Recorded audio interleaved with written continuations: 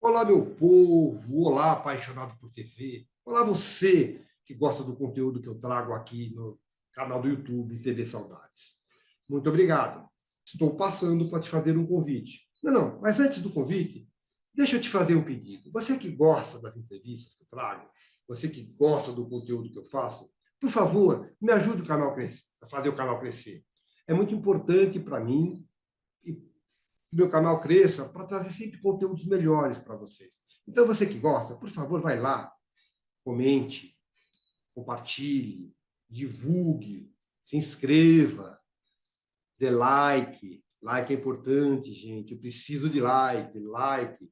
Ative o sininho, pirim, pirim, pirim, pirim, que assim que novo conteúdo entrar, o pirim, pirim, pirim vai te avisar que tem novo conteúdo. Então, muito obrigado. O convite é o seguinte: você que gosta do meu trabalho, você que gosta do TV Saudades, me acompanhe nas outras plataformas que eu tenho. No site www.tvsaudades.com.br, no Instagram, @TV Saudades Oficial, no TikTok, @TV Saudades Oficial, e no Facebook, TV Saudades. Cada um deles faz um trabalho diferente, sempre lembrando a memória da televisão brasileira. Agora eu te convido para assistir a nossa próxima entrevista. Então, era como eu falei, era muito louco, porque ele sentava no sofá e eu no computador. Aí ele começava lá, vamos lá, cena um, casa de Mateus, dia, interior, eles estão sentados na mesa comendo, Mateus, Juliana. Aí ele começava a falar com uma voz, Mateus, ali, Mateus. Aí ele começava a falar, não sei o quê, bibibi, para disso, para daquilo. Aí ele fazia outra voz e respondia. Então ele não ficava falando, agora a Juliana fala, agora a Matheus fala. Ele ia fazendo diálogo ao vivo ali, tipo, eu ia vendo a cena da novela, eu só ia escrevendo, correndo. Peraí, deixa eu entender. Quando ele escrevia e você assistia, ele falava também? Às vezes sim, Tá. às Tava vezes lá. eu ficava Tá, vendo. tá, E tá. aí ele ditando a novela, aí ele tinha que falar, ditar tudo, né? Então ele não podia ter os momentos que ele ficava só Que escrevendo. maravilha. Ele encenando a novela inteira, todos os personagens, e aí eu ia correndo atrás dele lá, pondo no papel, né? Porque a fala é bem mais rápida que Claro, que a claro, claro. escrita, né? Eu a gente ficava lá nesse frisson, né?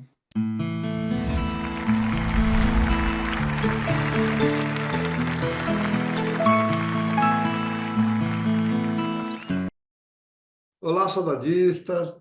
Obrigado por mais uma vez estar aqui acompanhando a TV Saudade Entrevista, que hoje é muito especial. Pela primeira vez eu recebo um autor de novela, cineasta, tem isso no DNA. Falo hoje com Marcos Barbosa de Bernardo. Marcos, muito obrigado por ter aceitado o meu convite. Seja muito bem-vindo, viu? Muito obrigado você pelo convite, é uma honra estar aqui. Marcos, eu gosto de começar pelo começo, mas pelo teu começo. Bom, você é neto de um grande escritor, de um grande novelista. Imagino que, quando você nasceu, Benedito Rui Barbosa já era Benedito Rui Barbosa, né? Foi aí que começou o teu contato com a arte? Ou, independente de se você ser neto do Benedito, você se interessou primeiro por outras artes, que não a novela? Olha, é muito engraçado essa história, porque há um tempo atrás eu estava conversando com uma tia-avó minha, É. e ela mostrou uma foto de jornal de uma matéria quando meu avô tinha acabado de fazer, acho que um pedacinho de chão, que ele estava ganhando uma visibilidade, né? E Ele é nessa jornalista, né? Primeiro era jornalista, primeiro, não é isso? foi jornalista esportivo, depois É, jornalista de matérias sem ser ligadas ao esporte, e aí entrou para para teledramaturgia. ele começou primeiro como ele traduzia, ajudava a traduzir as novelas, né, que vinham da Colgate-Palmolive, da época do soap opera, né, da ópera de Tá, sabão. tá, opa.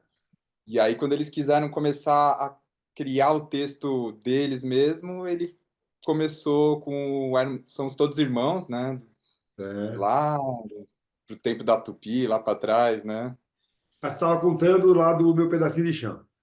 Sim, aí acho que ele foi quando ele ganhou uma notoriedade maior e a foto dele no jornal que saiu falando Benedito Rui Barbosa, conheço o autor da novela, ele estava comigo no colo, eu recém-nascido Ah, no colo dele.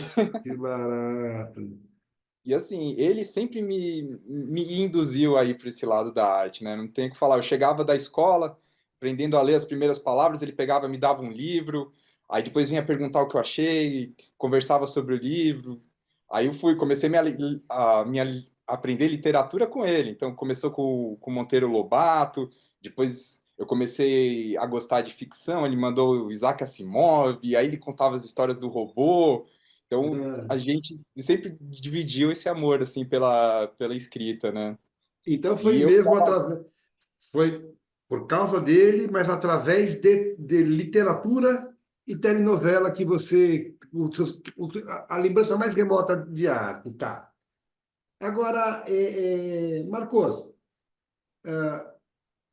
teu vô é teu vô, não era um ídolo, né? Ele era o ídolo de uma geração enorme de pessoas, ele era referência para muitos artistas, mas o Marcos, quando ele via as novelas do vô, e provavelmente você deve ter visto de outros autores também, até para comparar, eu acho, o Marcos tinha ídolos na dramaturgia, na teledramaturgia? sempre tem, né? Eu gosto muito do Calmon, acho que Uhum. as histórias dele, as levadas que ele faz, bem leves assim, são bem gostosas de assistir.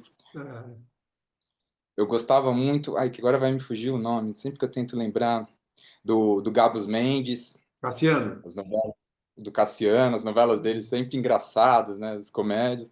Então eu gosto, assim, eu sempre acompanhei, então, e gosto de muitos autores, a própria Glória Pires, Glória Pérez, né? Glória Pérez, desculpa, Glória É. Pérez. Agora, é engraçado, eu te perguntei de ídolos, imaginando que você fosse me falar de atores. E você Ah, falou de autor até por causa da sua referência. E aí, como é que foi? Essa transição de neto de autor, porque aí depois a tua mãe passou a ajudar a Edilene. A Edilene é filha do. A tua mãe, você é neto porque a tua mãe é filha do Benedito. Bom, primeira coisa, você falou de autores. Você comparava, já moleque, o universo, porque tem uma assinatura, todo autor tem uma assinatura, né? Todo autor tem uma digital que ele coloca.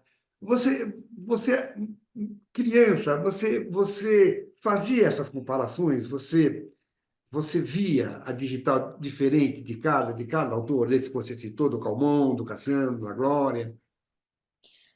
eu acho que é difícil falar assim agora, né? Hoje é muito Hum. claro isso, né? Uhum. Mas naquela época, como eu falei, o Cassiano tinha aqueles textos mais engraçados, uma comédia, Hum. o Calmon umas coisas mais leves, aquele clima de praia, de Rio de Janeiro, do pessoal. A Glória Pérez, sempre com aquelas histórias, com umas tramas bem emboscadas, né? Uhum.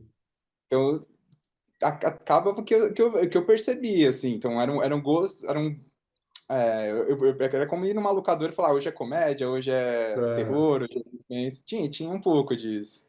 Agora, por exemplo, você já apaixonado por literatura, como você disse que teu avô te ensinou a ser um leitor. Aí, por influência do avô, você era um noveleiro. Enquanto noveleiro, você se imaginava novelista? Em algum Não, dia? não, nunca. Tanto é que foi, não sei se a gente vai falar mais pra frente, tipo, quando isso entrou na minha vida, É. eu tava, tipo, fugindo disso, tava correndo pro outro lado, assim. Me conta por quê. Eu tava com 16 para 17 anos, na época do vestibular, É. e eu prestei para biologia marinha. Nossa, tudo a ver, né? Tudo a ver. Aí eu prestei para biologia marinha, passei e a faculdade era em Santa Catarina. É. Então estava me preparando para fazer a mudança, para tudo. Meu avô sofreu um acidente, quebrou o braço, escrevendo Terra Nostra. Terra Nostra. Mateu. Juliana. Aí ele me ligou e falou, Marcos, eu vou precisar. Ele quebrou o braço, a gente estava jogando bola. Eu e ele estavam batendo bola, ele caiu de É. mau jeito, quebrou o braço, foi para o hospital. E aí ele ligou para mim e falou, Marcos, eu preciso de alguém para sentar comigo aqui no computador, porque eu não posso mexer o braço e temos que terminar a novela. Perfeito. Mas por que você? Você já tinha habilidade para com escrita? É Por que que você? Você tem tua mãe. aham. Por que ele chamou o Marcos? Assim, tenho uma relação muito próxima com o meu avô desde sempre. Então, Ah, como eu falei, ele me induziu à leitura, a tudo. E eu, de pequeno, gostava de ficar sentado no escritório dele enquanto ele trabalhava. Na época, hum. ainda na máquina de escrever, e eu adorava aquele barulho. Tá, tá, tá, tá, tá, tá, tá, tá, tá. E aí ele tirava a página e, às vezes, dava para mim ler. Então, eu lia aquilo saindo da máquina, assim. E aí, depois, ele começava porque, assim, meu avô, quando tá escrevendo, ele vira os personagens. Ele começa a Uhum. falar com outra voz, ele interpreta escrevendo. Então, eu gostava de ver isso, de assistir esse negócio dele, assim. Você era o espectador O primeiro dele espectador de atuando como todos os... escritor. É, tá. É. É. Então, a gente tinha muito disso, porque ele perguntava depois, falou, o que que você achou disso? Aí ele começava sempre a tentar fazer a gente funcionar. Então, ele falava, para onde você iria daqui? O que você acha daqui para onde a gente... Então, eu sempre tive essa conversa com ele. Então, a hora que ele quebrou o braço, ele falou, o Marcos está sempre comigo nessa, vem para cá. O velho E me BD chamou. já era um visionário, eu acho, né? Ah, Bom, aí ele quebrou o braço e te chamou para escrever, para digitar para ele, na verdade, né? foi, E aí? para digitar o Terra Nossa com ele. E aí, como é que foi esse processo? Então, como eu falei, era muito louco, porque ele sentava no sofá e eu no computador. Hum. Aí ele começava lá, vamos lá, cena um, casa de Mateu, dia, interior, eles estão sentados na mesa comendo, Mateu, Juliana. Aí ele começava a falar com uma voz, Mateu, ali, Mateu. Aí ele começava a falar, não sei o que, bibibi, para disso, para daquilo. Aí ele fazia outra voz e respondia. Então ele não ficava falando, agora a Juliana fala, agora a Mateu fala. Ele ia fazendo diálogo ao vivo ali, tipo, eu ia vendo a cena da novela, eu só ia escrevendo, correndo. Peraí, deixa eu entender. Quando ele escrevia e você assistia, ele falava também? Às vezes sim. Ah, tá. Às Tava vezes lá. eu ficava Tá, vendo. tá, E tá. aí, ele ditando a novela, aí ele tinha que falar, ditar tudo, né? Então ele não podia ter os momentos que ele ficava só Ah, que escrevendo. maravilha. Ele encenando a novela inteira, todos os personagens, e aí eu ia correndo atrás dele lá, pondo no papel, né? Porque a fala é bem mais rápida que Ah, que a tá, tá. escrita, né? Então a gente ficava lá nesse frisson, né? E aí você se apaixonou pelo Foi, ofício? Tá. foi. Aí deixa eu te perguntar Até uma que coisa. aí eu abri mão da minha matrícula lá em Santa Catarina e fui fazer cinema. Tá, você fez cinema. Cara, eu só quero. A gente já chega aí. Bom, primeiro leitor, pelo que você está contando, você era praticamente o primeiro leitor dos capítulos. E aí, quando o capítulo ia para o ar, como que era a tua relação do que você tinha lido, com o que você estava do que você estava vendo? Te emocionava? Ou a leitura te emocionava mais?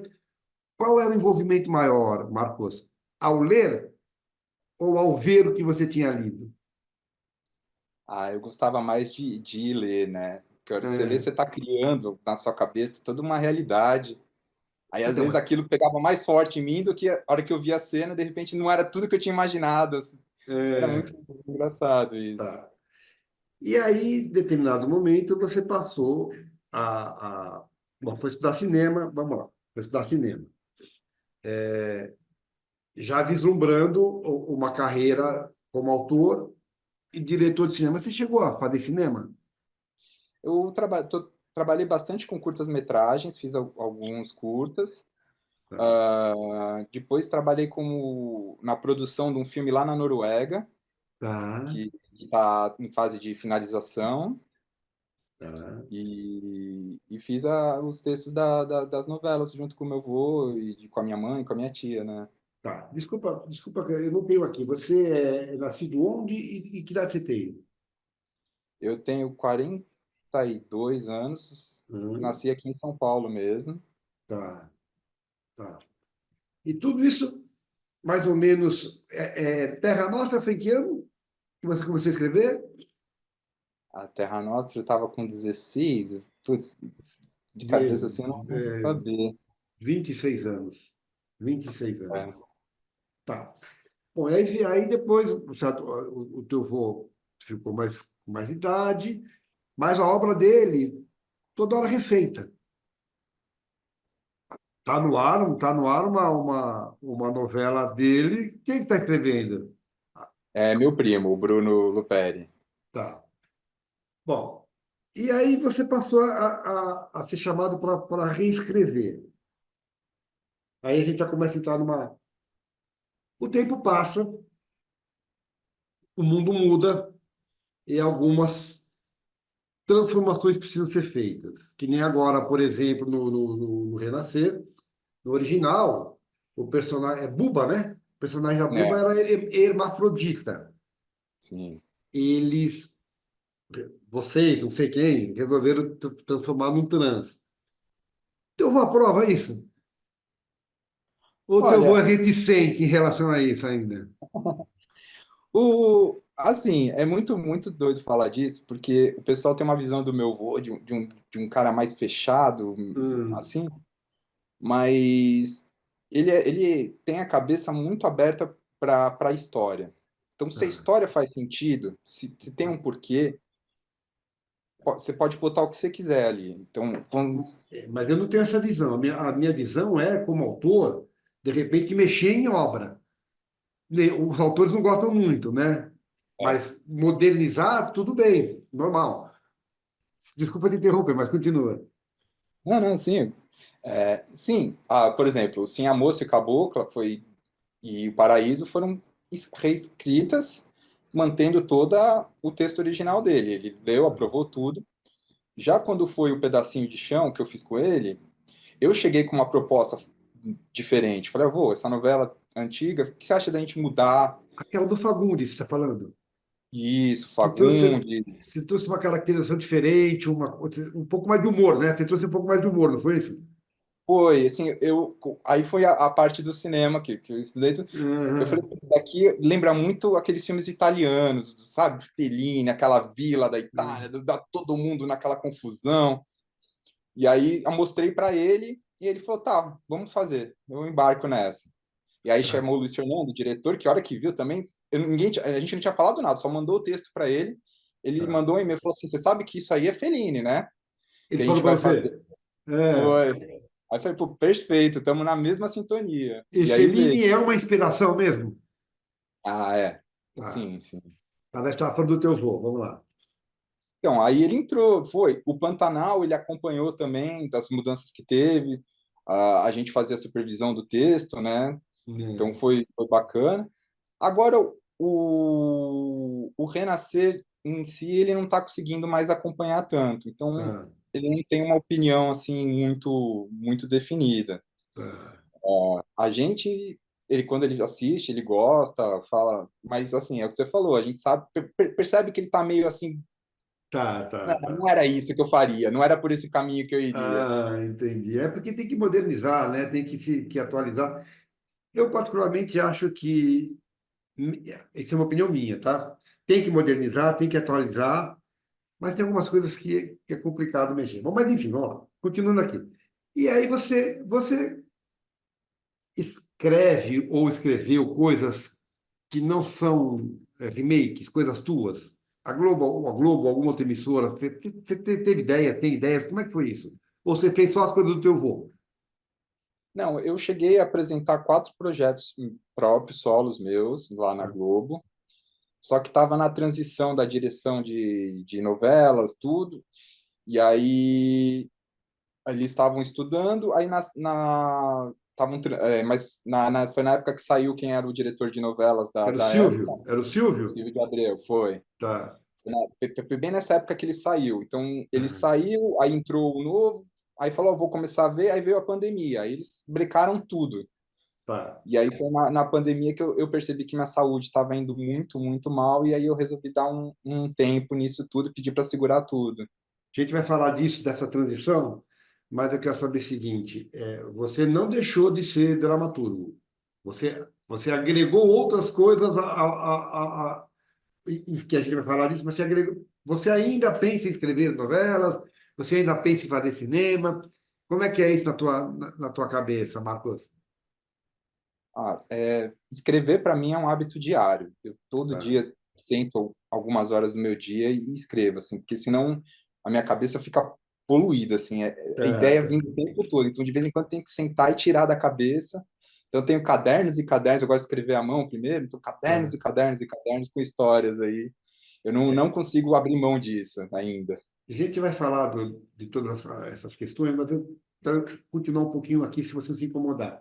Como é que é a tua relação com os personagens? Você falou os personagens ou as personagens? As personagens, né? Como é que é a tua relação com as... Você faz as vozes? Como é que com as pessoas quando você está escrevendo? E outra, quando você reescreve uma, uma novela que o teu avô escreveu, você usa referência dos atores que fizeram? Você tem vivo na memória isso? Ou você pensa em escala? E a relação com as personagens, como é que é, no teu caso? Assim, eu não faço como meu avô. Ele é ele, né? Ele tá acima de toda a gente, né? Mas é por causa da escola, eu perguntei. A escola foi essa, eu pensei, mas tudo bem, vamos lá. Hum. Assim, uma coisa que é engraçada, o texto me pega muito. Tanto é que uma vez, até uma história que minha mãe e meu avô adoram contar, que eu cheguei tava na quinta série, cheguei em casa chorando, chorando, chorando, não conseguia parar de chorar, soluçando, minha mãe tentando me acalmar. Aí, a hora que eu parei, depois de uma hora chorando, ela foi ver o que tinha acontecido. Era porque eu tinha escrito uma redação na escola e eu me emocionei com a história que eu escrevi e não conseguia parar de chorar porque aquilo me pegou. Aí minha mãe foi na escola com meu avô, disse: "Pô, o que aconteceu? O menino para de chorar por causa da redação? O que vocês..." Aí a professora falou: "Não, a gente leu, achou linda, tipo, mas..." Então eu tenho o texto me pega mesmo, assim, eu não consigo Tá. fazer alguma coisa que não me pegue, não é uma coisa que vai para frente para mim. Eu pergunto isso porque eu escrevo para teatro, não sei se você sabe, não sei se Paulinho, conheci o Paulinho mexendo com isso. Aham. Primeiro, o processo para mim é muito complicado, muito doloroso. Eu gosto mais do resultado, eu gosto mais de ter escrito do que escrever. Porque quando você escreve, você abre canais e os personagens estão no meu universo o dia inteiro, cara.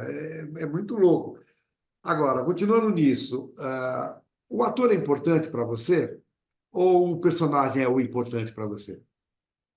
Ah, não, o ator é importantíssimo, né? É o audiovisual, né? Tem que estar tudo junto, uma junção. Se o ator não for bom, ele estraga um personagem bom. Se o personagem não for bom, o ator não, às vezes consegue fazer por ser muito bom, mas tipo, a história não vai ter a mesmo impacto que teria.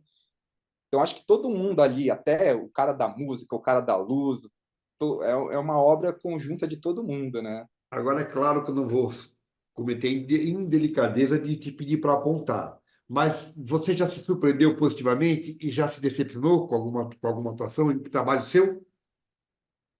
Ah, já Tá, acontece. tá.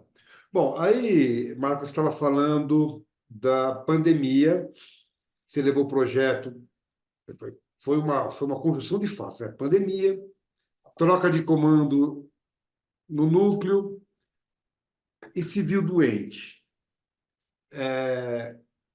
Pode falar dessas doenças, o que foi, o que você teve, o que você sentia, o que causou. Vamos entrar nisso? Podemos entrar Vamos, nisso? Depois a com gente retoma aqui, certeza. vamos lá. Não, o que aconteceu é que eu estava na época do Pedacinho de Chão, porque a gente escreveu a novela inteira antes de começar as filmagens. Tá. Então, depois que a novela estava pronta, o Luiz Fernando me convidou para ir participar com ele, ser assistente dele e participar de todo o processo das Então, filmagens. deixei passar isso. Você também foi assistente de direção. Você, Fui convidado por ele para estagiar lá com ele mas no direção de projeto. imagem, não direção de atores. Não, de imagem. Mas eu participei de todo o projeto dele, porque ele tinha feito o tal do Galpão, que ele Tá, arrendou um espaço lá no Projac, e começou com os atores trabalho 3 meses antes de começarem as filmagens. tá. Então, ele criou aquela cidade, criou os personagens todos antes de começar a filmagem. Então, quando entrou nas filmagens, aí já... Tá, tá. Gostou dessa função? Ah, gostei. Gostei muito. Tá.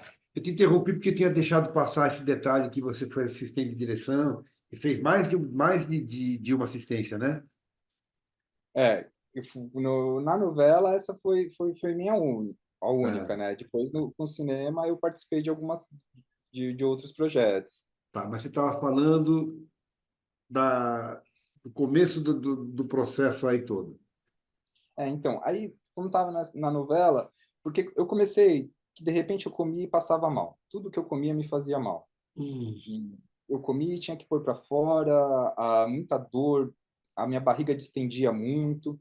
hum. E eu comecei a ir procurar tratamentos, mas ninguém achava o que era. Então, fiz exames e fazia exame e não dava nada específico. E, e aí eu comecei a ganhar peso. Então, durante um pedacinho de chão, eu cheguei a 160 quilos. Engraçado, engraçado, porque você está me dizendo uma coisa que me ocorreu agora. Você não segurava comida nenhuma e ganhava peso. Porque o meu corpo começava a ficar tão fraco, que eu Hum. começava a ter desejo de açúcar. Então, eu Ah, chegava de noite, eu dava colherada no açúcar, quer ver? puro. Por colocar fora, você não saciava a fome. Isso, eu estava sempre fraco, sempre. E aí, tanto é que quando fazia os exames, a única coisa que dava é que eu estava desnutrido. E eu ganhando peso, mas estava desnutrido, porque eu não conseguia absorver as vitaminas, essas coisas, e acabava repondo a energia com açúcar, que não tem muito valor, né, agregado, só cento e mais a sessenta caloria. quilos. 160 quilos eu cheguei. Teu peso normal era? Ah, 86. Você ganhou quase o dobro em pouco menos de 5 anos. Foi. Bom, e aí? Vamos lá, continua. Aí, e foram assim, 4, 5 anos tentando descobrir o que era. Quando, enfim, eu consegui descobrir, fechar um diagnóstico, que era que eu tinha desenvolvido doença celíaca, mas que na época o pessoal Doença acreditava celíaca, o que é isso? é uma intolerância severa ao glúten. Então, toda vez que eu como alguma coisa com glúten, o corpo me ataca. É uma doença autoimune, né? E o Ah, corpo me ataca e acaba destruindo as paredes do intestino. E ah, aí, como não tem parede no intestino, que são as vilosidades onde os nutrientes entram para serem absorvidos pelo sangue, então o corpo arranca isso, né? Ele fica meio que liso e aí o corpo não consegue absorver nutrientes. e em geral é um diagnóstico difícil mesmo?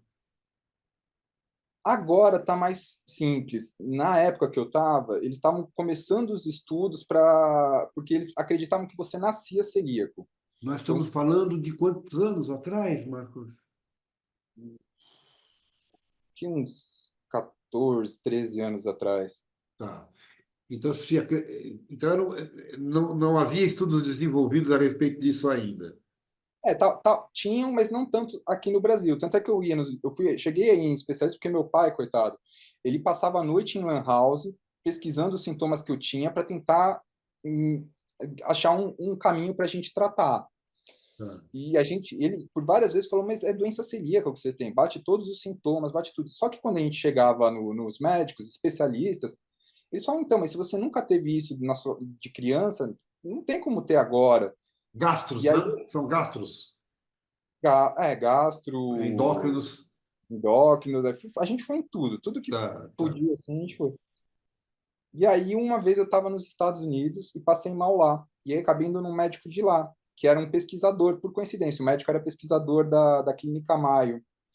E aí ele falou: olha, você tem doença celíaca, a gente está estudando isso e hoje a gente sabe que você pode desenvolver entre os 20 e 30 anos. E bateu na data que me pegou. Você está com 42, você está falando de 14 anos, 28. É, É, menino ainda, né, Marcos? foi. É. Aí ele matou o diagnóstico, aí eu voltei e tirei o glúten, comecei a ter a melhora sensível de tudo. Agora, esse fato de ganhar peso, de passar mal, não é só o problema. Eu imagino que não causa só um problema biológico, químico, deve mexer com cabeça também, não? Ah, muito, muito. Mas mexe tanto que tem até um que eles dizem que é a cabeça de celíaco. Que como você É. não está absorvendo nada, você não consegue manter um raciocínio. É muito engraçado. A pessoa fala com você 15 minutos depois. Oi, e aquilo lá que eu te falei? Não falei com você hoje. Não falou, você falou comigo agora há pouco. Tipo, a cabeça fica enuviada. É, e, como você disse, eu era muito novo e eu via a vida passando e eu não conseguia fazer nada. Agora, mexe com autoestima, como se diz, depressão, causa isso também?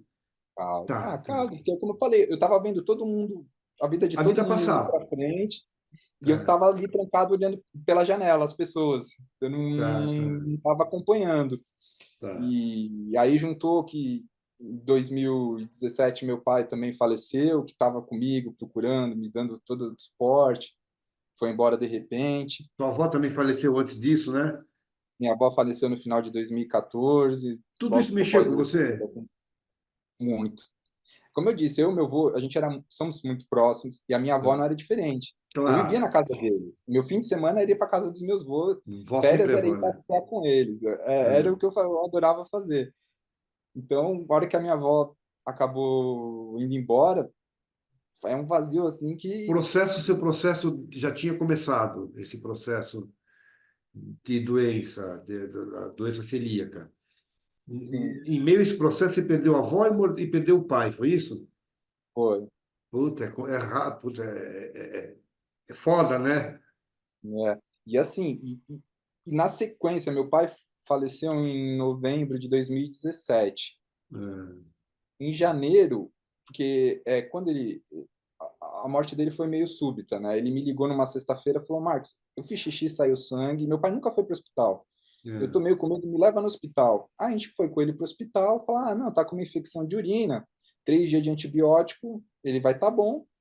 Segunda-feira ele vai para casa. Aí eu visitei ele, fiquei com ele na sexta, fui no sábado, fui no domingo. Aí no domingo ele ainda falou: amanhã você vem me buscar? Falou: vem, 8 horas estamos aqui.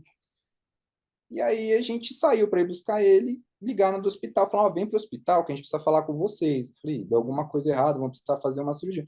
Quando chegou, eu já fui direto para o quarto dele. E a porta estava trancada e a moça, a enfermeira veio e falou: ah, peraí que eu vou abrir. E abriu a porta. Não tinha ninguém no quarto. Não, meu pai estava lá, deitado, todo coberto. A moça achou que já tinham falado comigo. Ah, meu Deus. Então eu cheguei ali para ver meu pai, achando que. E ele, Tudo bem a gente falar disso, não? não, tudo bem, agora. Vamos lá. É, porque a gente não sabe a dimensão da coisa e aí vai esmiuçando. Eu pergunto, tudo bem, né? Contar essa história. Bom, e aí? Vai lá, continua contando. Então, isso foi no final de novembro. Aí veio dezembro, aquele clima, Natal sem ele, a gente se reconstruindo, né, se refazendo do baque. E aí, em janeiro, eu fui fazer xixi e saiu sangue. Aí já me lembrou toda essa história, eu já corri pro médico. Falei: ó, eu fiz xixi, saiu sangue, me vira de cabeça para baixo, porque. Aí os médicos: não, veja bem, isso é super comum na sua idade. Você fez esforço, estourou um vasinho, sai sangue. Aí eu: Uhum. não, mas eu não, eu quero o exame, eu quero que me virem de cabeça para baixo. Aí o médico falou: ó, tem um exame, mas é invasivo, você tem que fazer em centro cirúrgico, com anestesia geral. Antes Aí de eu você falei: tudo continuar, bem. antes de continuar, a questão da obesidade, do glúten, isso já estava resolvido? Ou Eu tá estava em tava tratamento? eu estava em tratamento. Tá, tá. A doença celíaca ela não tem cura, né? Ela Não, tem o tratamento contínuo, evitar o glúten pro resto da vida.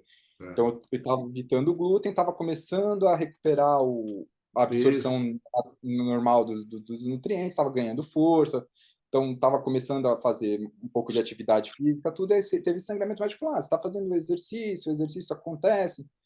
Aí, não, eu queria fazer o exame. Ele falou: ó, é um exame invasivo, mas tudo bem, a gente vai fazer uma citoscopia, vai entrar com uma câmera na sua bexiga e ver o que está acontecendo. Hum. E aí, quando eu acordei do exame, eles falaram: ó, tinha um tumor maligno lá dentro, a gente teve que fazer uma microcirurgia, raspar, E agora é tratamento, 5 anos de tratamento. O tumor inicial, era início de tumor. Sim, pegou bem no comecinho dele, assim. Então ele Em estava geral, no em geral velório. não sangra nessa fase, né? É, pois é. Você deu sorte nesse caso. Quer dizer, Foi. como se pode dizer que deu sorte? Deu sorte de ter tido esse sintoma logo no começo, né? Sim, assim, é o que você fala, E de é ter difícil corrido. falar como sorte, mas, tipo, teoricamente foi meu pai que me salvou, porque se não tivesse passado o que ele passou, eu ia achar que estava tudo bem, que era só Como um os médicos sangramento. mesmo disseram, né? É normal na tua idade. Aí você pediu para fazer, legal, tá? Foi. Ou seja, Aí, aí tratando a doença celíaca, você começou a também tratar o fazer o câncer. acompanhamento do câncer. Que agora, esse ano, é o último ano do acompanhamento. Então, se fizer o exame e agora estiver tudo bem, eu tenho o diagnóstico de curado, né? Mas mesmo assim tem que fazer acompanhamento a cada 2, 3 anos, não é isso? Fazer os É, exames. o médico falou que vai ser para sempre para garantir, né? Sim, mas e aí me diz uma coisa: mal se recuperando de uma coisa, surge outra. A cabeça vai a milhão, né? Vai, foi. E aí o que você falou, aí para completar tudo veio a pandemia para fechar de vez.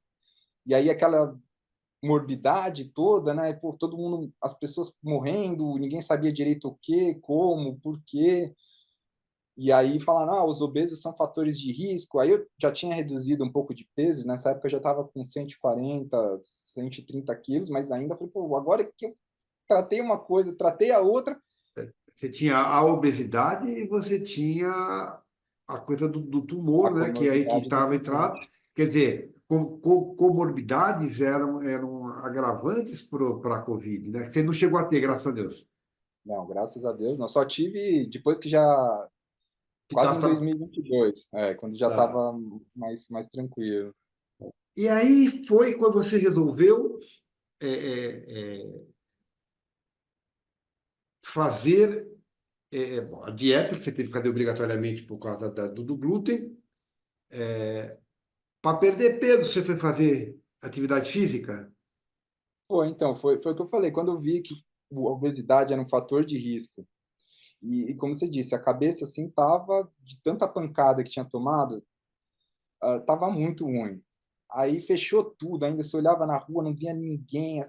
Eu comecei a ficar muito mal da cabeça. E aí foi quando uma academia que tinha aqui na rua, por causa do fechamento, estava vendendo os equipamentos, eu comprei pesos, comprei anilhas, barras, e aí o meu tratamento psicológico era esse. Eu chegava de madrugada e ficava a madrugada inteira fazendo exercício aqui Mas na sem área de orientação serviço. de um personal nenhum, sem orientação nenhuma. Você fazia Nada que da, tava. você fazia da tua cachola. É, eu comprei um livro do Arnold Schwarzenegger, né, que ele explicava a Bíblia do Bodybuilder, e li o livro e fazia o que ele passava ali no livro. Aí, quando reabriu, aí eu fui atrás de profissionais, né, e aí comecei a lapidar esse esporte, né, que eu fui pegando gosto. E aí se transformou numa segunda paixão. Você se apaixonou Foi, pela atividade física. foi. E aí você resolveu trabalhar com isso, foi isso? Eu resolvi virar um atleta. Então, eu resolvi entrar em competição de fisiculturismo e mexer com essa parte do esporte. Tipo, que foi que eu, como eu disse, foi uma paixão que eu descobri. Mas você usa para você ou você passa isso para outros? Você é um atleta só no sentido de competir? Você participa de competições? Você participa são exibições ou competições que fala? Aí tem essa discussão. Essa é uma discussão que tem muito. Tem gente que fala que É. são exibições, tem gente que fala que são competições. Aí Ah, porque os tem dois prêmio, você ganha alguma coisa? Tem têm, concorrência? tem bastante. Hoje em dia, o Brasil é o segundo país com o maior número de atletas e de campeonatos de fisiculturismo no mundo, só perde para os Estados Unidos. Então é um mercado assim que está Então, até já ficando saturado. é uma competição de exibição, digamos assim. Pois então, essa é a discussão. Eu falo, é um esporte? Mas é um esporte que, diferente dos outros, você só vai lá para mostrar o resultado. Você não compete em cima do palco, você compete cada dia que você vai treinar e faz seu melhor ali na academia. Deixa eu perguntar uma coisa. O esporte, eu acho que mais até do que porque o processo de escrever exige disciplina, né? Mas para você ser um atleta de ponta, que seja na competição, que seja na exibição, mas na tua modalidade, precisa de mais disciplina ainda, imagino, né? Você sempre foi disciplinado, Marcos? Ou o esporte foi agregou mais esse valor? O esporte me agregou esse valor. Eu era muito avoado, assim. É o que eu falei, Hum, eu gostava de sentar e escrever, mas eu não tinha hora para nada. hum, Eu era aquele que chegava atrasado, que perdia o horário, que nunca usei relógio na minha vida. E hum. aí o esporte é o que você diz, você tem que estar lá todo dia. O próprio Schwarzenegger fala, eu ganhei todos os meus campeonatos em cada dia que eu fui treinar. Então, Ah. e aí, às vezes, você acorda, tá chovendo, você tá ruim, mas é meu compromisso, eu tenho que ir, e isso faz dar essa visão diferente. E é engraçado porque imagino que o esporte, falei essa coisa da disciplina, mas ele tem assim, você combateu, digamos, a,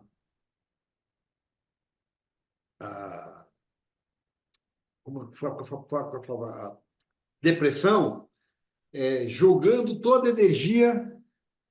Então, o esporte fez bem para o físico e deve ter feito melhor ainda para a tua autoestima, para a tua que estava abalada na. Me fala um pouco dessa É, relação, esporte, cabeça com a doença. então, é muito legal isso, Imagino, o que porque eu quero dizer com isso é que imagino que deve ter sido mais importante do que qualquer medicamento, não dizendo, não desprezando a importância do medicamento, mas eu acho que foi muito importante até para os medicamentos funcionarem melhor, não é? sim, sim. Então fala um pouco sobre isso, mano. É, realmente, assim, o esporte, você acabava chegando lá, então, para treinar. Tava ruim, tava com um monte, mas a hora que eu botava o peso ali na barra, aquilo ali podia me machucar se eu fizesse errado, se eu não tivesse concentrado. Então, automaticamente, a minha cabeça começava a focar, a visualizar o que eu ia fazer, quantas repetições eu ia fazer. E aí, o treinamento também é doloroso, né? Porque o músculo fadiga e acaba se sentindo o tal do no pain, no gain, né? Que eles falam, da dor. Mas você fala, meu, não posso parar, porque são 12 repetições, tem que sair 12 repetições, eu não posso. E Sim. aí, e aí o sentimento de conseguir completar alguma coisa, é que eu falei, eu gostei tanto desse esporte porque a competição era comigo mesmo e contra a minha cabeça. Então eu chegava lá e falava, tem que fazer, tem que fazer. Então, eu aguentei fazer. Isso acho que liberava endorfina, e liberava os hormônios do prazer, e aí ajudava no tratamento, porque o remédio estava num ambiente melhor para fazer efeito no meu organismo, né? Agora tem um E detalhe que eu imagino também, Marcos. Uma pessoa doente envolve toda a família. Você tem irmãos? tenho duas irmãs. Tua mãe, tuas irmãs, com certeza o teu avô se preocupava com você, com a tua juventude e com a tua doença. Quando você começou a praticar esporte, causou algum tipo de medo porque esporte exige força, né? E é o que você disse que faltava. Primeiro, causou algum tipo de preocupação neles e depois eles entenderam a importância do esporte e valorizam. Como é que eles enxergam isso? Como é que eles enxergam essa tua atividade hoje? É muito engraçado. Meu avô, ele foi jornalista esportivo, então ele tinha uma ligação com esportes também Sim, muito sim. grande a vida inteira.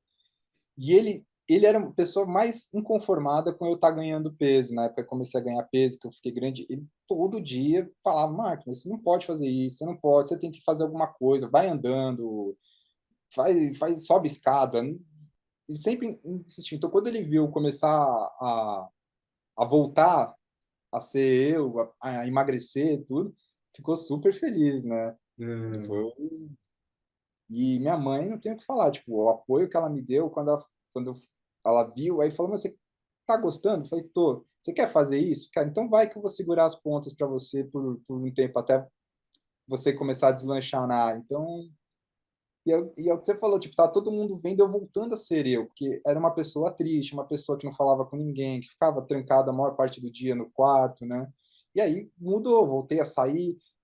Até uma coisa que eu falo que é engraçado, que nesse meio tempo nasceu a minha primeira sobrinha. Tá.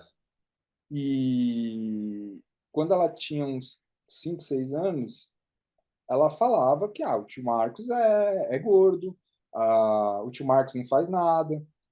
E não era eu, porque antigamente eu tava sempre fazendo alguma coisa, ia viajar, e eu tinha deixado de ser eu. E aí eu fiz essa transformação de volta, e hoje a minha sobrinha está com 13 anos, ela fala, quando fala que eu era gordo, ela fala, tio Marcos, você nunca foi gordo. Tipo, apagou das pessoas essa fase ruim. Aí eu falo, nossa, que legal isso, né? Como é que mudou a Agora, visão de todo mundo? você falou assim, como é que você falou? Eu voltei a ser eu. A pergunta que eu te faço é a seguinte: você voltou a ser você ou você descobriu em você mais do que você sabia que tinha? Porque é um Uma boa lado, pergunta. porque é um lado novo, né? Você disse que você era meio disciplinado. Você descobriu em você algo que você não sabia que tinha? Sim, Então essa então você passou a ser mais do que você, é isso? verdade. Sim. É? Essa determinação, esse foco, eu não sabia que eu tinha. Eu não achava que eu era uma pessoa que podia me comprometer com alguma coisa e seguir nela, independente de qualquer coisa. Até a dedicação que o esporte fez eu ver que eu tenho. E é o que eu falei, é uma competição comigo e eu descobri que eu consigo fazer o que é preciso. Impressionante como a gente não se conhece, né? Sim, é muito. Agora, e como é que é hoje?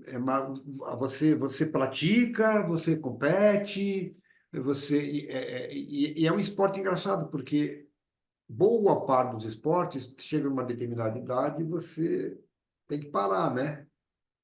E o fisiculturismo não, né? Você pode praticar fisiculturismo até o fim. Como é que é? Você ainda compete? São categorias, as categorias são por idade, são por peso? Como é que é isso? Fala um pouco desse esporte que é pouco conhecido, né? Tem nas Olimpíadas, né? Não, ainda não. Nas Olimpíadas tem o levantamento de peso, né? Que é a Ah, não competição de tem. quem consegue Tá. fazer mais, levantar mais peso. Mas brigam por isso? Brigam para transformar o fisiculturismo em esporte olímpico? Sim, como eu disse, está crescendo muito no mundo inteiro agora. Ele tá crescendo lá em Dubai agora. Eles estão dando todo incentivo para levar atletas do mundo inteiro para lá. Tanto é que era o negócio começou nos Estados Unidos, né? Que era, o pessoal levou o Arnold Schwarzenegger, que era da Áustria, É. levou para os Estados Unidos. Ele foi por causa desse esporte, mas só tinha os Estados Unidos como núcleo. Hoje o Brasil já é o segundo país com maior número de praticantes e temos um atleta que é o Ramondino que está brigando para ser o próximo do Mister Olímpia, o campeão seria da Copa do Mundo do fisiculturismo, né? Então, aí você compete, você tá, você existe você tem treinador? Como é que é? Me fala um pouco desse esporte. Fala um pouco mais sobre ele para a gente. Tá. Esse esporte, você mostra o físico, né? Parafraseando muito o Schwarzenegger, mas porque ele explica bem isso. Ele fala que é como um escultor, só que a diferença é que você trabalha o corpo com os pesos. Então, se eu estou fazendo uma estátua e falo, putz, o ombro não tá bom, vou lá, ponho mais barro, ou lapido com a pedrinha, com a lixa e faço o ombro. Eu olho para mim e falo, putz, meu ombro não tá bom, eu tenho que ir lá e fazer um exercício para ombro e tentar crescer o corpo, a musculatura proporcionalmente, que aí volta para aquele negócio dos gregos, né? Aquela estátua, negócio das estátuas gregas, daquele modelo padrão de beleza dos gregos. E aí tem as categorias, cada uma aprecia mais um ponto de vista. Então tem uma que é só o tronco, quanto melhor o tronco, mais pontos. Tem uma que é o corpo todo, Mas tem que ter simetria, que eles chamam de classic até, que é o negócio da arte grega. O que seria aquelas estátuas de Deus, não sei o quê. E tem o bodybuilding open, que aí é a maior massa muscular possível. Então, quem chegar lá maior tem a preferência. Independente de idade, você concorre na mesma categoria com várias idades, vários atletas de várias idades na mesma categoria. Sim, eles têm uma divisão de idades, mas tem as categorias. Você pode entrar nas principais com qualquer idade. Então, eu posso participar numa mesma competição da categoria geral e de uma categoria segregada pela minha idade. E você tem treinador, coach? Quem é que te prepara? Você se prepara ou você tem um profissional que cuida disso para você? Não, eu tenho treinador, porque eu não consigo ter essa visão, né? Então, eu Tá. preciso de uma pessoa de fora que olhe e fala, não, vamos trabalhar isso hoje, vamos trabalhar ombro. Então, a gente fica trocando fotos, essas coisas, para ele ir me guiando. E esse preparador, ele é um atleta também? Ele foi atleta, foi juiz também já de bodybuilding, agora está como preparador. Eu pergunto isso porque é o seguinte: você pensa em ser preparador de alguém? Você pensa em ser júri? Você pensa em ser juiz? O- como é que pode ser a evolução dessa atividade para você?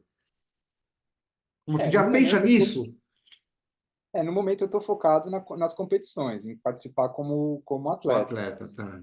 Mas de preparar as pessoas é uma coisa que de vez em quando passa na minha cabeça, porque quando eu tive a minha transformação, começou muitas pessoas virem me procurar e falar: eu nunca vi alguém fazer o que você fez, de perder tanto peso e ficar com o corpo, não sei, e começar. Então eu comecei a ajudar, falar: faz isso, eu fiz aquilo, procura tal especialista e ver as pessoas melhorando de vida junto é uma coisa que para mim foi recompensador, assim, num nível que eu não tenho nem como explicar. Minha Tá. irmã chegou a estar com sobrepeso também, porque ela teve as gravidezes. Aí Desculpa. comecei a treinar com ela voltou também a ter o corpo dela. Meu primo, Você já tá preparando o treinador aí também, né? é, Agora, é como os outros esportes, tem a divisão masculino e feminino. tem Você as categorias. não compete homem com mulher, é mulher com mulher e homem com homem, né? Sim, porque os corpos são totalmente diferentes, né? Então não entendia E, nem como. e aí temos que entrar de novo naquela coisa. Há atletas transexuais aqui e ali? Sim, E como tem, é tá que é ficando. isso? Porque, como você falou, são corpos diferentes. Quando faz a transição, por mais que sei lá, eu posso estar falando besteira, mas um homem trans, ele consegue adquirir o corpo de um homem cis nesse esporte? Olha, consegue, com bastante treino. Tanto é que E o até. contrário, eu acho que é mais difícil o contrário, a mulher trans, né? Adquirir o corpo feminino, eu acho que o trabalho é maior, né? Então, esse ano teve não foi uma polêmica, né? Mas teve um burburinho, porque um homem participou de uma competição e ele tinha o corpo de uma atleta feminina, assim, perfeito.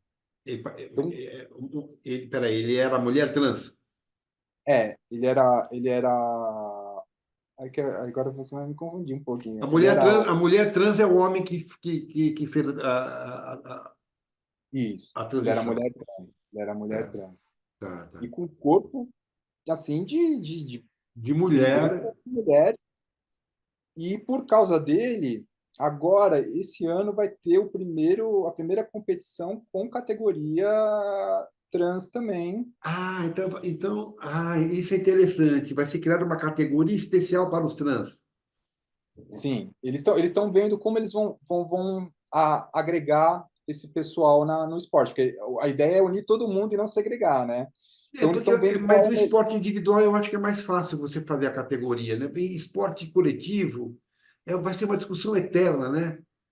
Porque o É, homem tem mais força física, e aí a mulher trans talvez leve vantagem, o homem trans talvez tenha desvantagem. É uma eterna discussão. Mas claro que o que você falou, não segregar, é agregar sempre, né? sim. E As aí me diz federações uma. estão buscando qual o melhor jeito.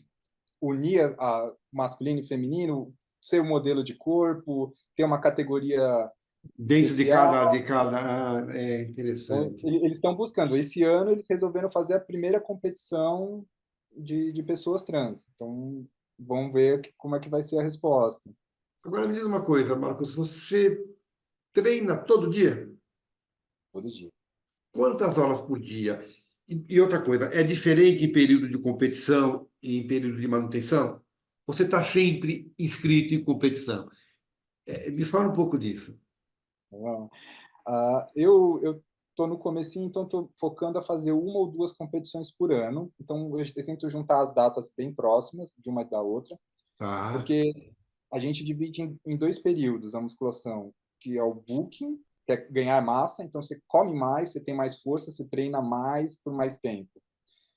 E aí, quando começa a chegar perto das competições, vem o cutting, que é você secar, tirar todo o excesso de gordura e tentar manter o máximo de massa que você pode. Então, nesses treinos, são treinos mais rápidos, com menos peso, porque você está ficando cada vez mais fraco, né?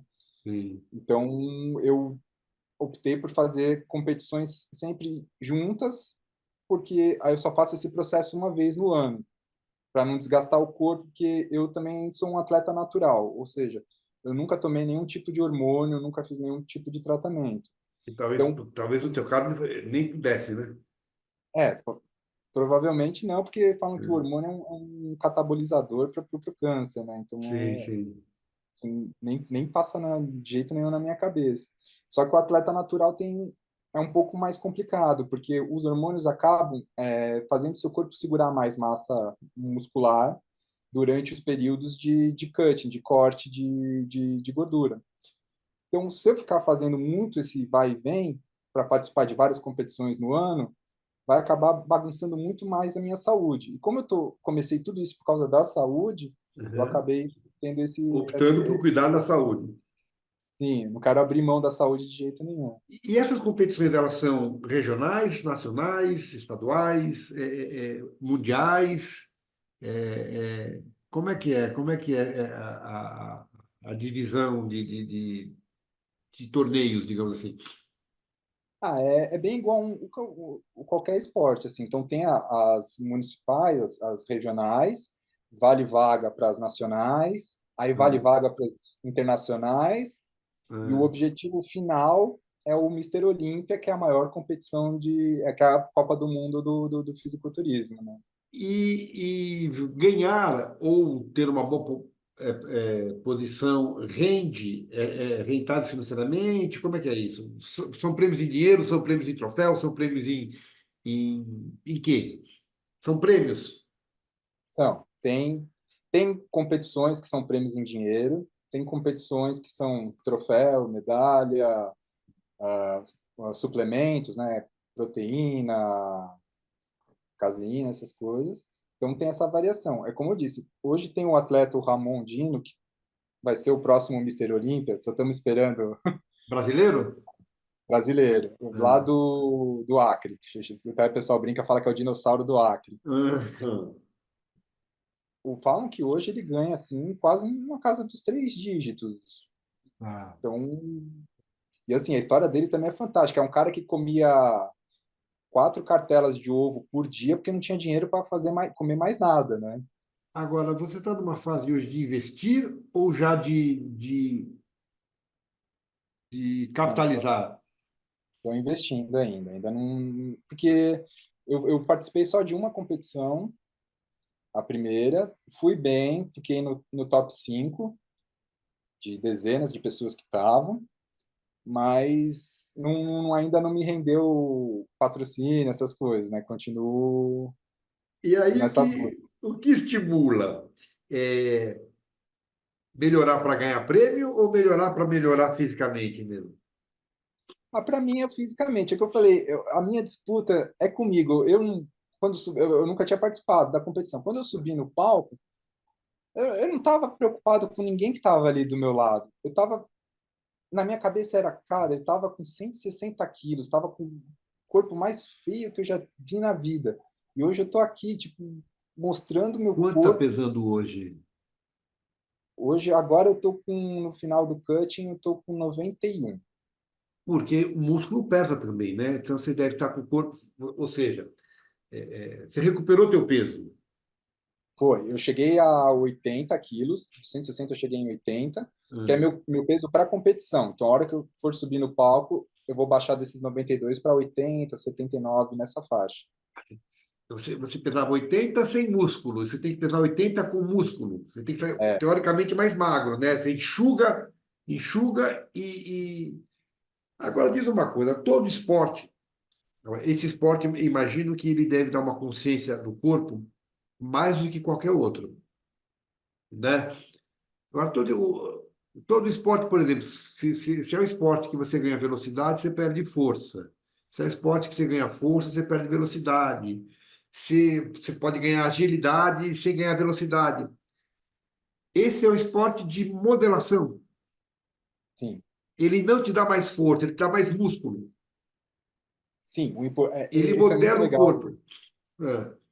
Isso é muito legal que você falou, porque é uma discussão que o pessoal de fora não entende às vezes, e é exatamente isso. Como você disse, tem na Olimpíada tem o levantamento de peso. Esses caras treinam para ganhar força. O treino deles é totalmente diferente do nosso. A gente treina para esculpir o corpo.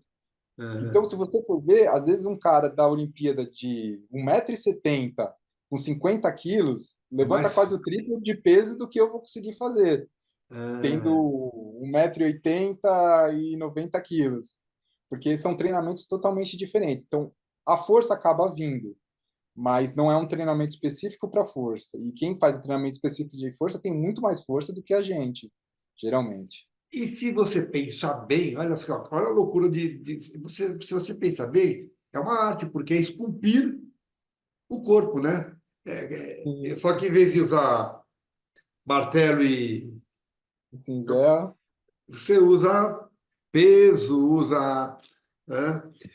Aí, é uma paixão hoje, Marcos? É. Eu falo, eu não era uma pessoa tão vaidosa. Hoje eu virei, tipo, eu me olho no espelho, aí você procura, fala, pô, tá bem aqui, pô, tô legal. Pô, acabou virando. Aí eu começo a ver alguma desproporção, não, vamos lá trabalhar isso. Virou É, paixão, não tem jeito. você se imagina aposentada do fisiculturismo? Desculpa, Marcos, que eu estou pegando uma gripe, me perdoa. Você se imagina aposentando do fisiculturismo? No momento não, por enquanto. E é como você disse, tem categorias. Outro dia a gente foi numa competição e subiu uma senhora de 96 anos no palco. Olha, então isso deve ser até estimulante, né? Deve ser Não, a até. gente ficou olhando, Porque a gente também já viu uma competição de um senhor de 94 anos, que também subiu no palco ali. Pô, a gente falou em disciplina, né, Marcos? Mas disciplina também exige não preguiça. Eu acho que não pode ser preguiçoso para fazer fisiculturismo, né? é que falou, você tem que vencer a sua cabeça. Não pode deixar ela. A mente sempre tenta fazer a gente ficar na zona de conforto, né? Você tem que Eu ficar acho que é o contrário, na sair. verdade. Eu acho que falta de disciplina é preguiça, né? Só não se é disciplinado por preguiça. Então, quando você resolve a disciplina, você está automaticamente resolvendo a preguiça. Bom, então isso está explicado. Agora eu quero voltar assim. Dá para agregar, dá para conciliar as duas paixões? Dá, como eu acabei falando a entrevista toda.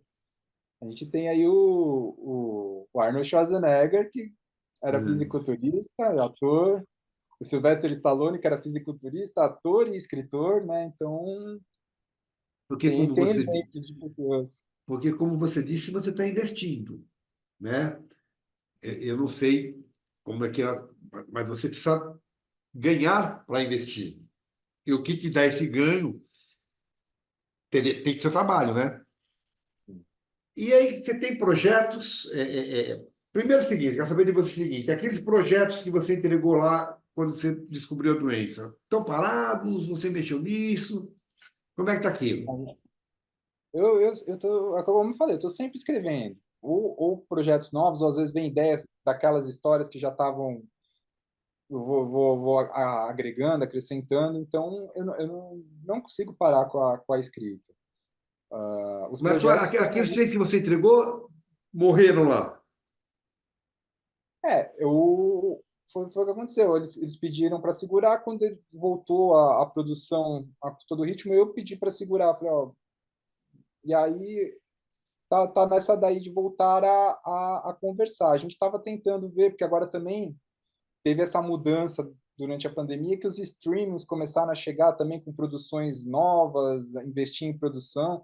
Então agora o mercado também tá se abrindo muito para isso. Você tem como chegar nesses streaming? Você tem porque eu quero saber de você o seguinte: a novela, a telenovela, como a gente conheceu, ela está passando por um processo de transição muito grande, né? As séries, seriados nos streamings estão ocupando cada vez mais espaço. Primeira pergunta que eu quero te fazer é a seguinte: a telenovela como ela era, está com os dias contados ou não? Acho que num futuro muito próximo, não. Porque É. ainda tem muita gente que é acostumada com isso, né? Nem tem dinheiro para pagar O streaming, né? streaming, né? É. E assim, é engraçado falar que parece que eu estou falando mal, mas não é. A novela, ela tem uma coisa que é uma história que vai sendo contada por um período longo de tempo. Uhum. Então, às vezes, a pessoa perde um dia aqui, perde um dia ali, mas acaba a tal da barriga, que o pessoal fala, às vezes, quando bem feita, acaba fazendo a pessoa conseguir acompanhar mesmo com E esses... ela é inevitável, né? É inevitável, porque se você acelerar muito, como uma série, se a É. pessoa perdeu um episódio, ela não vai entender o que aconteceu, aí ela vai perder a atenção e acaba desistindo da história. Tá. E o brasileiro tem essa cultura da novela muito forte, ainda porque você vê, é difícil você chegar na casa de alguém que não vai ligar na novela, mesmo para ir fazer a comida e ficar ouvindo a história, ou vai estar comendo, vendo É. TV, vendo a história, sentada a família lá e liga na novela. E por ser fácil de absorver a narrativa, ela, ela aprende. Então, eu acho que para a gente aqui no Brasil, pelo menos, por enquanto, num futuro próximo, a novela ainda continua forte. Mas os Precisa. streamings, séries e seriados nos streamings cada vez mais crescente. O que é legal, porque assim, eu sempre pergunto uma coisa. Durante muitos anos, talvez aí 3 décadas no mínimo, a TV Globo foi hegemônica. E eu acho, me corrija se eu estiver errado ou se você discordar de mim, a hegemonia é ruim até para quem é hegemônico. Com essa crescida, esse crescimento dos streamings, abre a possibilidade para autores, para atores, para técnicos, para tudo. É, bom, você tem a expertise em telenovela. Você é formado em cinema, então você pensa em fazer filme. Teatro é um norte? Olha, eu gosto muito. Eu acompanho minha avó, era atriz de teatro, ia com ela nas peças, ficava lá no camarim vendo de trás. Eu gosto bastante, mas o teatro é uma coisa que me dá medo ainda, assim, porque é o público ali ao vivo, os atores, o texto e a plateia ali reagindo instantaneamente. É, É um negócio que eu acho um pouco assustador. Eu adoro assistir, vejo as peças, mas eu tenho medo, assim, eu mas você tem não consigo vontade? me ver. O medo é maior que a vontade? Ah, não sei, acho que eles são bem próximos um do outro, assim. Eu Eu acho que sou o autor teatro é de uma coisa. teatro, né? Te falei, sou autor de teatro. De repente, eu estou até te lançando um desafio. Escreve uma coisa comigo. Ah, legal, vamos sim. É. Agora, por exemplo, assim, Desafio é uma coisa que me motiva, deu para ver também. Então, então, vamos conversar sobre isso. Agora, diz uma coisa: você tem algum gênero específico, por exemplo, assim, Até a novela tem essa vantagem, porque dentro de uma novela de comédia, você tem o drama, você tem a tragédia, você tem. Você tem paixão maior por alguma dessas? Escrevendo uma novela, por exemplo, o que, que você gosta mais? Quando você está trabalhando na comédia, está trabalhando drama, está trabalhando o romance, o que, que você. Que gênero você escreveria de teatro primeiro que você se sentiria mais seguro? Boa. Eu, Você uma falou que vez, você tem quando eu medo, então vamos comer pela beirada. Me sentiria seguro escrevendo? eu, eu gosto muito das coisas no estilo da Agatha Christie. Assim, Suspense, suspense, mistério. mistério, do pessoal. Ah, Que eu acho legal isso, que o teatro é uma coisa que proporciona, porque quando você assiste uma série, você fica tentando desvendar, junto com os personagens.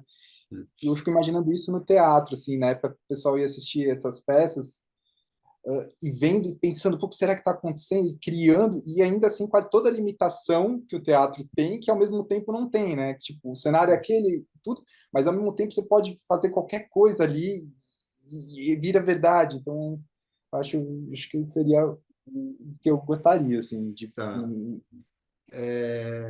Aí eu vou fazer um bate-bola rápido com você. Plínio Marcos ou Nelson Rodrigues? Lino Marx. É o universo que te fascina mais? Você disse que você tem medo um pouco de medo do teatro. Mas o aplauso te intimidaria? O aplauso ao vivo ali te intimidaria?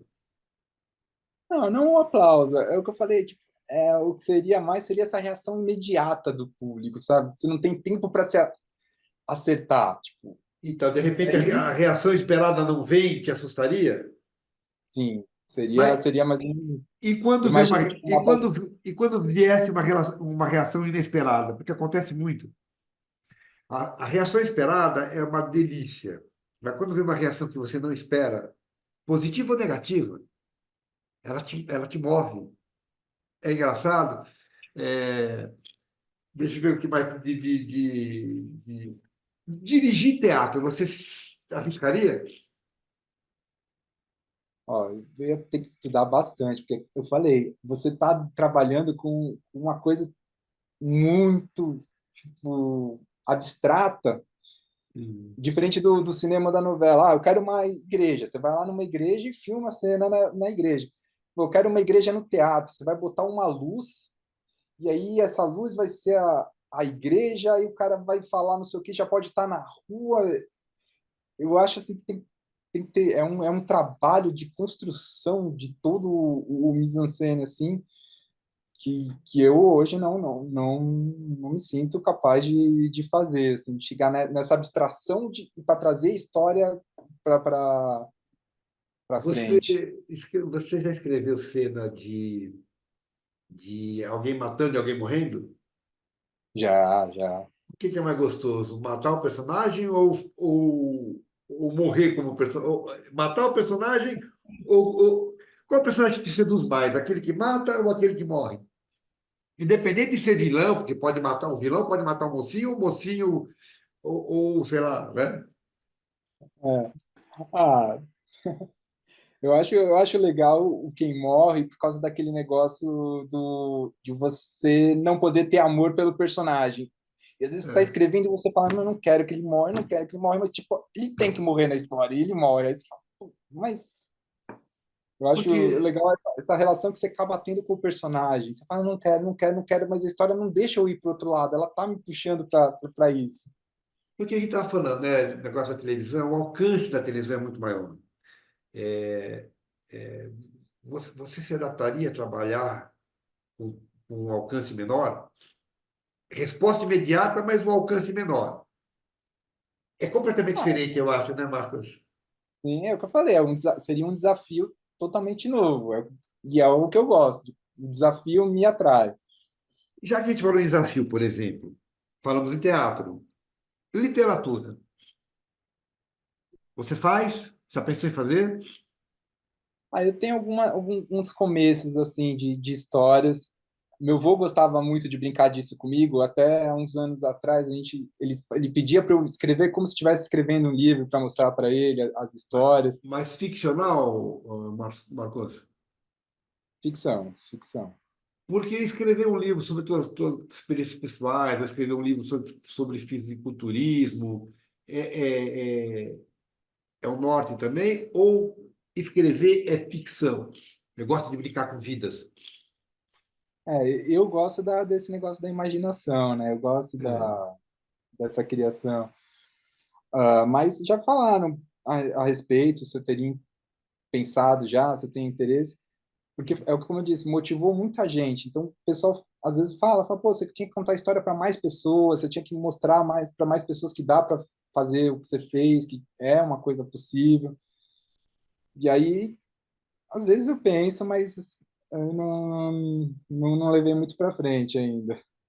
Eu faço uma pergunta para os atores, sempre faço uma pergunta para os atores, e tenho a impressão que você vai me dar uma resposta diferente deles. No teatro, por exemplo, o que te incomoda mais? Um bom texto mal falado, né? De repente até por escala errada, atores não tão competentes, ou um mau texto brilhantemente dito. O que te faz, o que você levantaria do teatro primeiro em qual situação? Para ir embora. Acho que eu mal texto, mal falado. O bom texto mal falado, Bom texto mal o mal, falado. te incomoda mais? Acho que sim. Então você acha que um O- mau texto o- bem falado, então você está valorizando mais o trabalho do ator aí, no caso, sim. do que do autor? Embora sendo um autor. Ah, sim, porque com o texto bem escrito, e ele vai ter, ele vai conseguir prender. Agora, um ator conseguir pegar um texto ruim e mesmo assim fazer aquilo, eu acho mais, acho que é um trabalho muito bom, assim. É, Você, quando às vezes é que eu tenho pro lado do cinema, mas quando você vê um filme que você sai e fala, meu, a história era uma droga, mas o cara fez o filme que você não, o ator, roubou a cena, mesmo a história sendo uma história tão besta, tão sem sentido. e você, quando você, por exemplo, algum projeto teu é aprovado. Deixa eu ver se eu elaboro melhor a pergunta. Você conseguiria escrever para um ator? Ah, vou fazer uma novela, mas eu estou pensando aqui no Américo para fazer o protagonista. Você tem isso ou não? Eu acho que sim. E aí, Não? até puxando um pouco de sardinha, um pedacinho de chão, por exemplo, que a minha irmã, a Paula Barbosa, fez a Gina, uma das personagens É, centrais da história. é. E eu comecei a pensar no texto, nesse texto novo, não sei o quê. Eu falei com a ideia do cinema italiano. E quando eu comecei a escrever a Gina, eu só conseguia pensar na minha irmã para aquele papel e acabou casando assim com ela. E ela fala, meu, você escreveu para mim. Eu falei, foi, tipo, é muito doido, mas eu escrevia Mas você pensando. indicou ela? Você que indicou ela? Sim, sim, E acataram? foi. Ou, ou, ou não é questão de acatar? É para ela e é ela que eu quero. Você foi decisivo assim? Foi. É que eu falei, foi o primeiro trabalho que eu tive maior participação na elaboração do texto, em toda a produção. Então, eu tive mais força, né, nesse ponto. A gente sentou para conversar com o Luiz Fernando, ele tinha alguns nomes também que ele sugeriu, mas eu falei, eu não vejo outra pessoa. Aí ele, mas eu vou precisar fazer teste, eu vou precisar ver como é que ela tá. Eu falei, não, pode fazer, porque eu vejo ela, eu não consigo ver outra pessoa. E aí meu avô meio que estava reticente. Aí a hora que ele viu o teste dela, ele Hum. falou, não, realmente é ela pro papel. Agora é um universo que eu conheço pouco. É... Eita, tá me pegando. O contato do autor eu imagino que com os atores não é tão grande, mas com o diretor é constante, né? Sim. É o tempo todo, ou você entrega ou esse contrato é muito próximo no começo, e depois você entrega os capítulos e não fala mais com ele, ou o contato é direto, Marcos. Ah, é direto porque é como eu falei, é uma obra extensa e vai tendo a reação do público e você vai um pouco que modulando também ali. Então você tem o diretor tanto é que no pedacinho de chão ele me chamou para fazer assistência dele, mas todo dia a gente acabava discutindo o texto para fazer pequenas mudanças aqui ou ali, porque a gente entregou fechado, né? Entregou os Ah, 100 capítulos prontos. tá, Aí tá. fomos lá para a gravação. E aí começava a surgir ideias. O ator criava alguma coisa, o cenário dava Aí uma é ideia bom de uma. você ter o autor como teu assistente, né? Aí a gente estava sempre no fim do dia, era sentar para mexer no texto. Em geral, você convencia mais ele ou ele convencia mais você? Foi uma troca muito boa, assim, porque ele é um artista muito bom, né? A visão dele. Então, quando ele vinha, era coisas sempre bem embasadas, bem. Algumas vezes tinha que falar, ó, é que você não. Acho que você não viu lá na frente, mas se mexer aqui, aí vai desestabilizar a história. Então a gente tinha esse jogo, assim. Vou te colocar Mas duas ele situações, eu vou te colocar duas situações, quero saber se alguma delas te incomoda e em que nível incomoda. A gente falou de mudar a obra do teu avô, né, atualizar, mas às vezes o ator ou o diretor, por uma questão de mastigação, muda a palavra, mete um caco, faz um improviso, te incomoda? Não, nesse ponto, assim, não.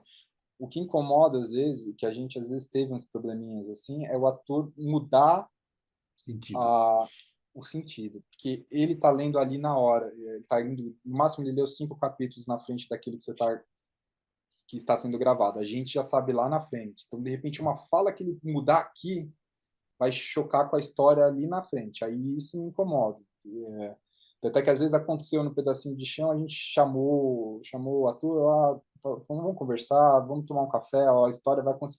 Ah, não tinha ideia, não sei o quê. Então aí acabava Você, acertando. você tem amizade com atores? Você é amigo de atores? Sim, sim. Te incomoda, por exemplo, quando você começa um projeto e começa a receber ligação? Olha, Marcos, tem papel para mim? Acontece muito, não acontece?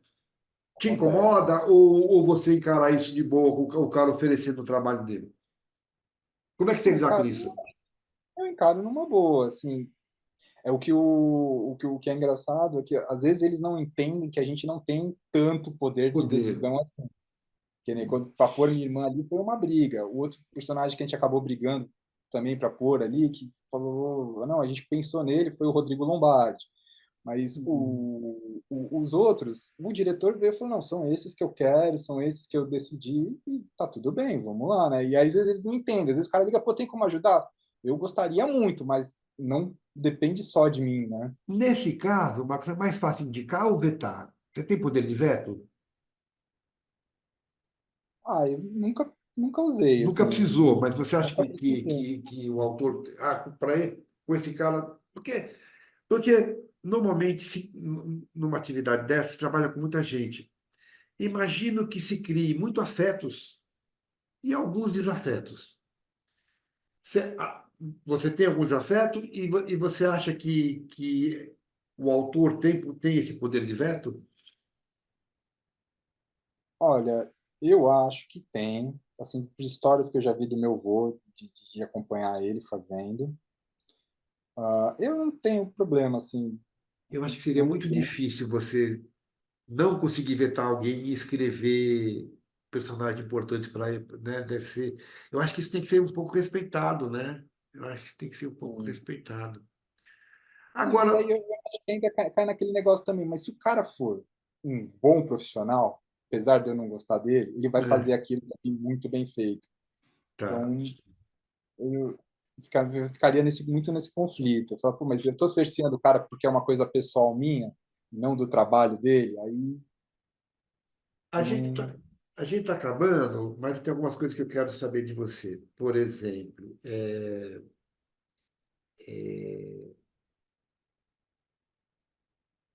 você, você tem alguma intenção, de alguma maneira, trazer. A gente falou em livro, né? Mas toda a tua experiência de vida com a doença. Por exemplo, levar para a dramaturgia essa coisa da doença celíaca. É interessante, assim. Você já pensou nisso? Porque é uma forma de prestar serviço. Porque o novelista é, entre outras coisas, um prestador de serviço, né? Isso, você pensa nisso, você já pensou nisso? E outra, a tua experiência com o fisiculturismo, divulgar um pouco mais o esporte, porque são experiências diferentes, né? Tanto a doença celíaca quanto o fisiculturismo são, você vê aqui, eu não sabia muita coisa, né? Você acha que passa isso pelo teu norte, passa isso pela tua cabeça, de repente, utilizar um personagem que, numa mesma novela, tem um personagem que é doente, outro personagem, ou alguma coisa autobiográfica em algum personagem, assim? Ah, com certeza. Isso é uma coisa que eu aprendi com meu avô e uma das coisas que eu mais admiro, assim, da obra dele, ele me falou uma vez e nunca mais saiu da minha cabeça. Ele falou assim, infelizmente, no nosso país, grande parte da população é analfabeto funcional. Uhum. E, infelizmente, é uma realidade triste. Então, o que você fala na televisão vai atingir eles. Eles não vão parar para ler um livro, para ver um jornal. Então, você tem que trazer isso para eles. Você tem uma responsabilidade como autor de trazer coisas importantes e úteis para as pessoas. E até um exemplo que ele usa bastante aqui na novela original do Pedacinho de Chão, estava começando a campanha da vacina do sarampo Uhum. e não estava tendo adesão. A Ah, população não estava indo vacinar.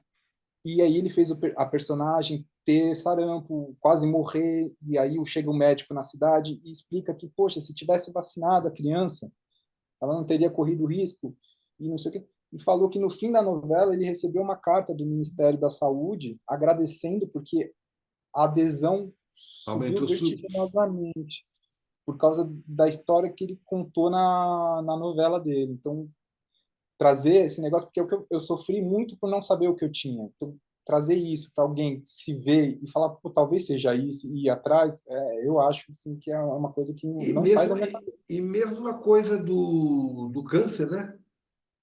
também. Né? Também, porque se eu não tivesse conseguido achar antes, tão cedo, talvez Talvez você, tivesse tido um desfecho a diferente. cura tivesse sido mais difícil. Agora, numa telenovela, na teledramaturgia, no audiovisual, se não um pouco menos, tem a história principal e a história paralela. Duas perguntas. Desenvolver histórias paralelas é mais difícil do que desenvolver a história principal? E como é que é quando uma história paralela ganha força popular, querendo quase roubar essa história principal? Como é que torear isso? Ah, eu acho gostoso essa flexibilidade da novela, né? Então, Ah, eu acho muito interessante. A gente vai acompanhando. Eu acho que as histórias paralelas, elas têm que estar lá por algum motivo. Eu não gosto muito quando o pessoal, você vê que botou um núcleo ali que não vai servir de nada para o desenvolver da narrativa. às vezes é por causa Então, dar emprego para o ator, ou botar cara bonita, né? é, aí eu acho que acaba perdendo. É que eu fico falando muito, parece mas é que eu sou fã do meu avô, não tem? Mas você vê que todo personagem que aparece na trama dele, por menor que seja, ele tem um motivo para estar lá, ele vai, de alguma forma, contribuir para a narrativa continuar de todo, de todo. Então, eu acho que quando você consegue pensar nas tramas paralelas como parte da história em si, elas acabam ficando meio que naturais para escrever. Elas Mas não quando ela acabam. começa a ganhar mais destaque, o personagem secundário começa a ter mais popularidade do que o personagem principal. Ah, a O que gente, fazer? quando Explorar isso ou cortar isso? Eu acho legal explorar. Se o povo está gostando, a galera tá tendo uma resposta boa, pô, vamos lá. É o que eu falei, é um trabalho de muita gente. Então tá dando bem, porque pô, o figurinista fez um negócio bem feito ali, o ator tá fazendo um trabalho muito bom. Vamos lá, vamos aproveitar. Marcos, há história que não foi contada ainda? Ou é só o jeito de contar uma história que muda? Boa pergunta. É, o pessoal consegue sempre levar tudo e chegar nos gregos ou no Shakespeare, né? Então, aí teria que falar que você sempre o jeito que você conta um clássico. Mas eu acho que cada um também sempre tem uma experiência de vida que ele viu de um jeito diferente.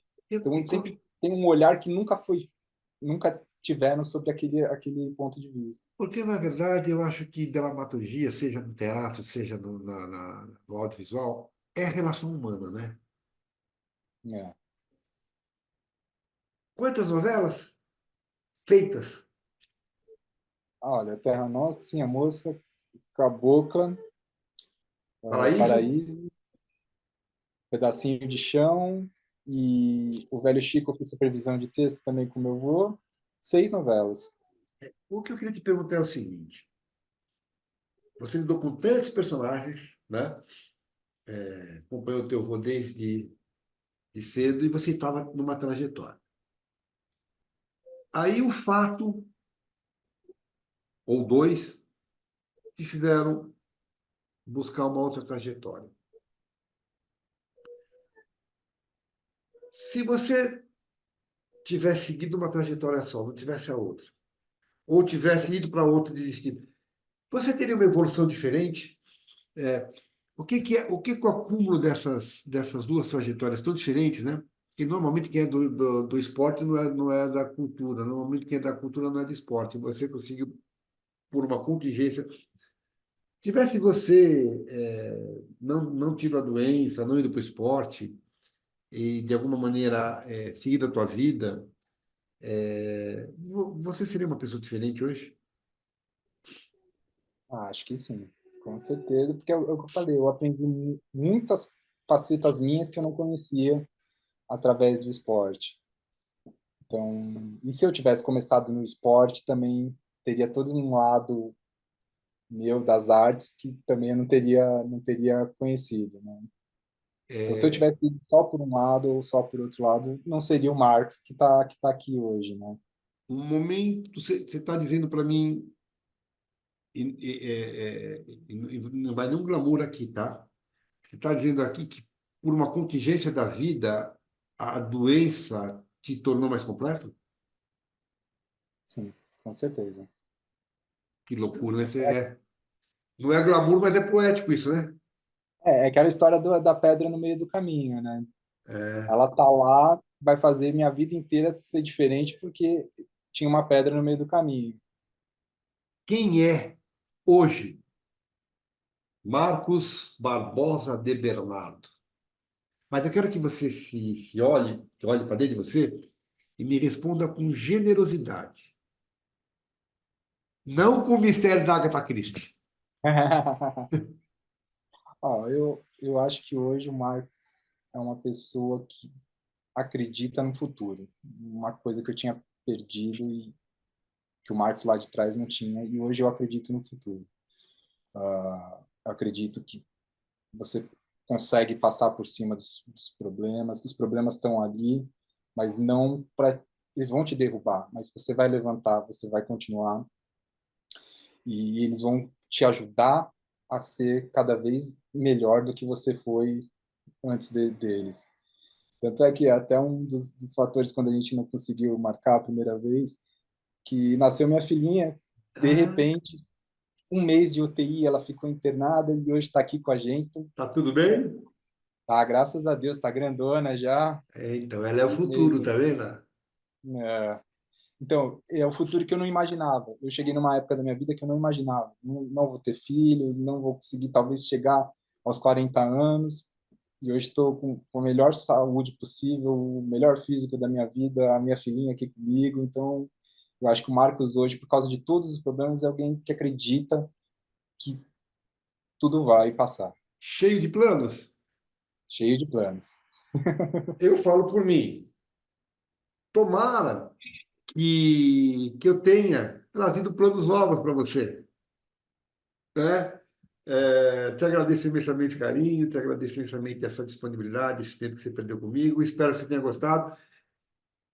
A tua entrevista é muito diferente de todas que eu faço, porque você é autor, teve as tuas questões. Eu aprendi muito, de verdade, e te agradeço por ter me ensinado. Eu que agradeço e é o que você falou, a conversa nossa gera questionamentos que eu não tinha antes. Então, Hum. a cabeça agora fica a milhão. Eu agradeço demais pela oportunidade, por poder falar. Agradeço por ouvir coisas novas para mim. Então, foi muito bom. Muito obrigado mesmo por essa oportunidade. Um grande abraço para você. Outro.